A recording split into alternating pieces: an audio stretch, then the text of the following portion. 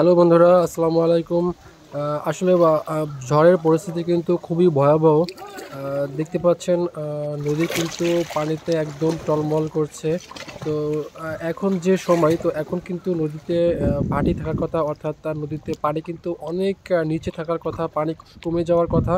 তো যদিও পানি কমে যাওয়ার কথা, কিন্তু পানি কিন্তু কমছে না। জোয়ার কিন্তু থেকেই গেছে। তো ভেড়িবাঁধের কিন্তু অবস্থা খুবই খারাপ।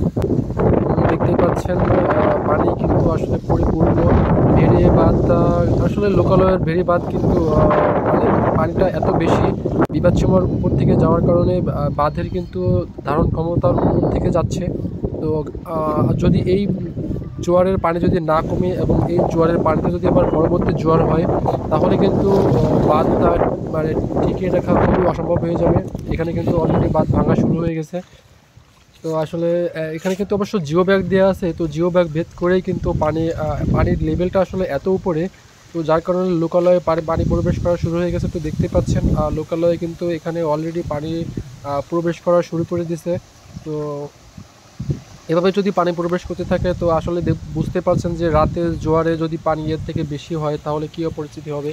তো এখানে আসলে এই পাশে আরেকটা ভেরি বাঁধ দিয়ে পানি ঠেকানোর চেষ্টা চলছে। তো যদিও এটা চেষ্টা, তারপরে কিন্তু দেখতে পাচ্ছেন যে নিচ দিয়ে এটা তো পানি রিস্ক হয়ে প্রবেশ যাবে, কারণ করতেছে। পানি তো তো সত্যি যার স্যার কারণে এখন। ভেরি বাঁধটা কিন্তু অনেক টলমল টলমল পরিস্থিতি।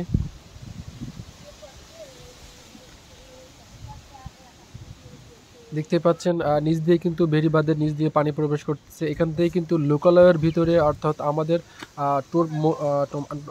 নদীর পাশে যে বড় বেড়িবাঁধ, সেটা কিন্তু ভেদ করে লোকালয়ে পানি প্রবেশ করতে পানি অলরেডি প্রবেশ করে ফেলছে। তো এটা আসলে এত বড় নদী এবং এত স্রোত এবং এত পানি, তো এই বাঁধ দিয়ে কিন্তু আসলে ট্যাকেল দেওয়া খুবই অসম্ভব কাজ বললেই চলে। কারণ এটা দিয়ে কখনো টিকে রাখা সম্ভব না। তারপরও চেষ্টা চালিয়ে যাচ্ছি আমরা। দেখতে পাচ্ছেন পানি কিন্তু অলরেডি ভিতরে প্রবেশ শুরু করে দিছে। তো এই পানিটা কিন্তু আসলে এই বাঁধ দিয়ে টিকিয়ে রাখা সম্ভব নয়। তো আসলে সবাই আমাদের জন্য দোয়া করবেন যেন এখান থেকে পানি প্রবেশ না করে। যদি বাই চান্স এখান থেকে পানি প্রবেশ শুরু করে দেয়, তাহলে কিন্তু একটা পুরো এলাকা কিন্তু প্লাবিত হয়ে যাওয়ার সংখ্যা থাকবে বা সংখ্যা থেকেই যায়। তো এখানে আসলে গেরের সাইড বলতে পারেন, এখান থেকে কিন্তু আসলে বেড়িবাঁধ টপকে পানি প্রবেশ শুরু করেছে। আসলে বিশাল বড় নদী। এই নদীর সাইডে যে ছোট ঘেরগুলো আছে মাছের ঘের, সেখানে কিন্তু সেই বেড়িগুলো কিন্তু অনেক হাই লেভেলের মজবুত হয় না।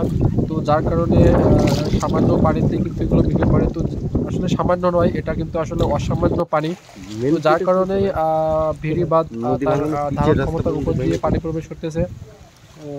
তো যদি একটু দেখায়, এখানে কিন্তু পিচের রাস্তা কিন্তু ভেঙে গেছে। আসলে রাস্তা এই ভেঙেই রাস্তা কি কিন্তু অবস্থা? পানি ভিতরে আসা শুরু করতেছে। তো দেখতেই পাচ্ছেন রাস্তার পরিস্থিতি কিন্তু আসলে খুবই ভয়াবহ। এখানে বাড়িঘর দেখতে পাচ্ছেন, কিন্তু